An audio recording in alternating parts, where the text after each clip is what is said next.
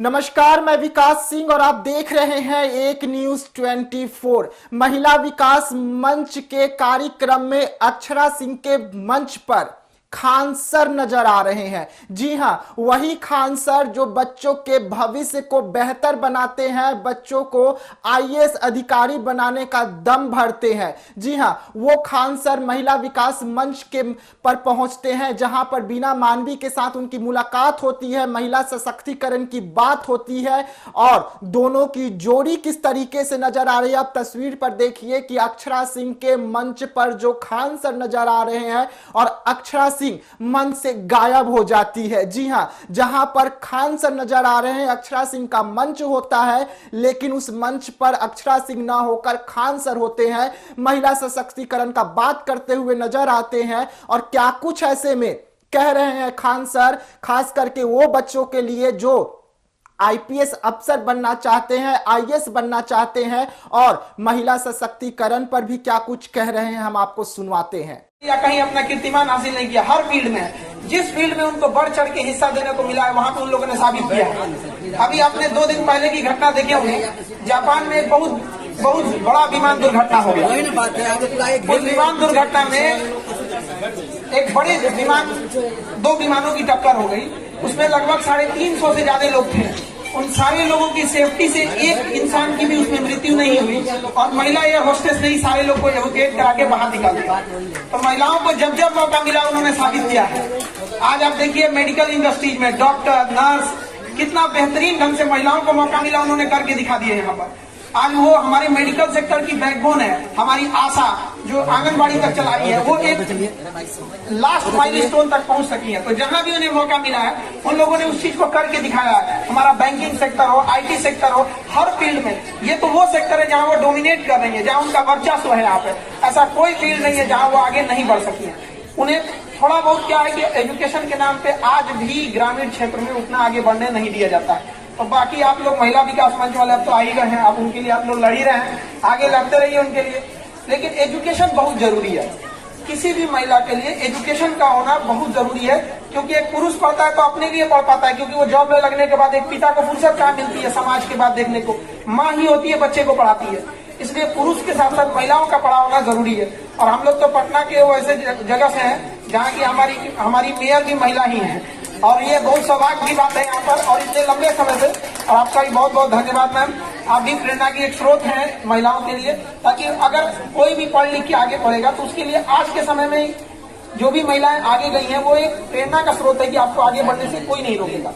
कई बार ऐसा होता है कि महिला लोग कहने लगती है कि हम पुरुषों से कम है क्या। अरे ये बताइए, कई मामलों में तो आप लोग पुरुषों से आगे हैं, तो क्यों अपने आप को पीछे खींच के ले आना चाह रही है कि हम पुरुषों से कम है क्या। बहुत सारी चीजों में होते हैं आप लोग बेटर है। किसी में पुरुष जैसे कोई शारीरिक श्रम करना है तो नेचर ने उन्हें उसी हिसाब से बनाया है, उसमें वो आगे निकल रहे हैं। आप बहुत सारी चीजें हैं, जैसे घर का मैनेजमेंट है, बच्चे का पालन पोषण है, नई पीढ़ी को आगे लेके जाना है, उसमें आप लोग बेटर है। तो फिर अपने आप को क्यों पीछे लाने की कोशिश कर रही है कि हम महिलाओं से कम है। तो हर फील्ड में, जिस फील्ड में रहे आप लोग उस फील्ड में बेहतर काम करें। आप लोग एक चीज और, अभी के टाइम पे एजुकेशन का मतलब केवल ये नहीं होता है पढ़ाई लिखाई करके एक डिग्री ले लें। जरूरी नहीं कि आप एजुकेशन के नाम पे नौकरी ही लीजिएगा। कई गांव में ऐसे लोग कहते हैं कि हम लड़की को कहे पढ़ाएंगे, हमको नौकरी नहीं कराना है। अरे भैया, पढ़ाइए उस दिन के लिए जब बेटी पर कोई बड़ा विकट परिस्थिति आएगी ना, तो उस दिन वो दूसरे के सामने हाथ नहीं फैलाएगी, बल्कि पढ़ी रहेगी तो अपने पैरों पे खड़े होकर अपने बच्चों का पालन पोषण कर सकती है यहाँ पर। तो वो दिन देख के अपने बच्चियों को पढ़ाइए, क्योंकि एक समय आएगा वो किसी से हाथ नहीं फैलाने जाएगी। और जब अपने पैरों पे डिपेंडेंट हो जाइए, तो डिपेंडेंट होने का अर्थ होता है क्या कि अपनी जरूरतों को पूरा कर लेना। ये नहीं कि हमें डिपेंडेंट, अगर हम किसी पे डिपेंडेंट नहीं है तो हमें किसी की जरूरत नहीं है। इंसान एक सामाजिक जीव होता है, समाज में हम सबकी जरूरत होती है, चाहे हम जितने भी डिपेंडेंट हो जाएं, चाहे जो भी इतना भी आगे बढ़ जाए, समाज को छोड़ के हम नहीं रह सकते हैं। और समाज बनता है किससे? कई सारे परिवारों को मिला के, और परिवारों को एक में जोड़ने का काम करती है महिलाएं वहां पर। इसलिए उनको तो पढ़ना और ज्यादा जरूरी होता है यहाँ पर। और कई सारी बाधाएं आएंगी, सबके जीवन में आती हैं। आप लोग को भी बहुत सारा संघर्ष देखने को मिलेगा। सोशल मीडिया का जमाना, एक तो हमेशा कहते हैं कि जितना सोशल मीडिया पे महिलाओं की इज्जत होती है, काश उतना धरातल पे हो जाता। बाप रे बाप, कोई शिकायतें नहीं थी। वहां पे देखिएगा तो ऐसा कहा जाएगा कि ये, धरातल पे आने के बाद लोग भूल जाते हैं। यूपीएससी में दहेज न लिया जाए इसके लिए 10 पन्ना का निबंध लिख के लाएगा और अपने 1 करोड़ दहेज ले लेगा। अरे भैया समझ में नहीं आ रहा है। तो दहेज जैसी समस्याओं को हम तो महिला विकास मंच से भी एक चीज कहेंगे कि इस पे भी कोई विचार किया जाए कि जिन महिलाओं को दहेज नहीं लिया जाता है और जो दहेज लिया जाता है, उन दोनों में कोई ऐसा डिफरेंस रहना चाहिए कि समाज को भी मैसेज जाए कि अगर दहेज नहीं लिए तो देखिए किस तरह से आपके परिवार को समेट के रखा गया है, टूटने से बचाया गया है। तो एक काम ये भी तो हम लोग कर सकते हैं। आप लोग ज्यादा है, आपकी आवाज ज्यादा महिलाओं के बीच में, आप लोग उनके ग्राउंड रियलिटी को जानते हैं। जैसे हम तो एक शिक्षक है तो हम सबसे बेहतर ढंग से बच्चों की प्रॉब्लम जानते हैं। उस तरह से आपका जुड़ाव महिलाओं से है, शायद उस प्रॉब्लम को भी आप जानती होंगे जैसे वो पब्लिकली नहीं बोल पाती है। इसके लिए गवर्नमेंट भी बहुत योगदान करती है। आप देखिए किसी भी अभी संसद में हम लोग का नया बिल आया वुमेन रिजर्वेशन के लिए 1/3 रिजर्वेशन हुआ।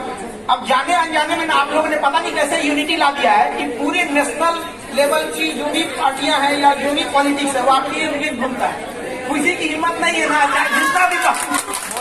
अब जाने अनजाने में हुआ या कैसे भी हुआ, बस इतना यूनिटी है महिलाओं में कि किसी भी देश के चाहे प्रधानमंत्री हो या कुछ भी हो, उन्हें पता है कि अगर महिलाओं ने हमारा रास्ता साथ छोड़ दिया तो भाई बड़ा मुश्किल हो जाएगा आगे। ये आपके यूनिटी और आपके दबाव का ही नतीजा है कि 1/3 आप लोग को संसद में आप लोग को प्रस्ताव पारित हो गया। अब जितना जल्दी वो लागू हो सके। अब क्या है भैया, अब कहावत क्या रहता है ना कि लड़का हुआ तो मुंडल होबे करेगा। अब जब प्रस्ताव आ गया है तो आज नहीं तो कल लागू होगा ही होगा यहाँ पर। तो ये आप लोग का एक यूनिटी है। आप अगर एक साथ यूनिटी में रहें तो हमेशा से आपने अपने लिए अच्छा काम किया यहाँ पर। और इसके साथ साथ एजुकेशन के साथ साथ नैतिकता भी होनी चाहिए। कभी ये भावना नहीं होना चाहिए कि हम पढ़े लिखे हैं तो इसका हम घमंड दिखाएं। ये कभी नहीं होना चाहिए। पढ़े लिखने का मतलब होता है और ज्यादा शालीनता होना। जितने ज्यादा पढ़ेंगे जितना ज्यादा गहरा पानी होगा और शांत होता है। तो ये चीज हमारे मन में भावना रहना चाहिए। वरना पुरुष समाज होता क्या कि मेल की 10 गलती माफ, महिला की एक न माफ होगा यहाँ पे। इसलिए हमें फूक फूक के कदम चलना है यहाँ पे। इस तरह सोच समझ के चलना होगा यहाँ पे। हम देखते हैं हम समाज को ऐसा ये नहीं है कि हम कोई बहुत बड़ा, आपने समाज में खुद देखा होगा यहाँ पे। और हम लोग की भी ये क्या मेंटेलिटी होती है, मेल हो या पुरुष हो या महिला हो। अब देखिएगा हमारे साथ कौन अच्छा किया ये हम बड़ी जल्दी भूल जाते हैं, लेकिन गलत कब था ये हम लोग आखिरी सांस तक याद रखे रहते हैं।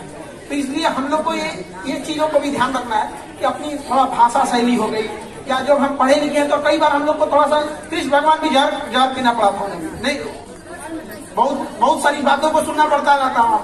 तो हम लोगों को भी समाज में कई बार ऐसा होगा कि कुछ बातें ऐसी बोली जाएगी जो बर्दाश्त नहीं हो सकती, लेकिन समय के हिसाब से अपनी को कामयाब होकर उसका जवाब देना है। तुरंत जवाब देने में लग जाएंगे तो ठोकर खाइए। आज से 15-20 साल पहले जब आप लोगों ने महिला विकास मंच की शुरुआत की थी तो उस समय आप लोग को भी बहुत सारी कठिनाइयों का सामना करना पड़ा था। आपने संघर्ष किया, यहाँ पहुँचा, आप इस स्थिति में आ गई है कि आप जवाब देने की जरूरत नहीं पड़ेगी। सारे बैनर हमारे उतार दिए हमारा आज और पहले नहीं, आपकी ताकत, आप सब जैसे लोगों की ताकत। कोई बात नहीं, ऐसी चीजें होती रहती है। रास्ते में रुकावट आते भी रहते हैं यहाँ पर, वरना फिर सबको एकदम बिना संघर्ष किए ही अगर आप आगे बढ़ जाइएगा तो सफलता के बाद कहानी क्या बताइएगा? क्या बताइएगा कि तकलीफ ही नहीं था? आप क्या कहानी बता दे? खाना बनाने में जैसे आप लोग को बहुत तकलीफ नहीं होती तो क्या कभी मंच पे आके कहिएगा कि खाना बनाए थे? तो ये तकलीफ ही तो है, इसे सजो के रखिए। एक समय जब राष्ट्रीय मंच पे जाएंगे तो हो सके तो आप दिल्ली में जाके इस बात को कहें और पूरी दुनिया से सुने कि आपको कितना संघर्ष करना पड़ा था। सबके जीवन में संघर्ष आता है, लेकिन वही संघर्ष का जब तक कामयाब नहीं होते हैं वो संघर्ष तो किसी काम का नहीं। लोग आपको अंडर एस्टिमेट कर देंगे यहाँ पर। फिर भी आप सबको कहते हैं कि बच्चियों को पढ़ाइए।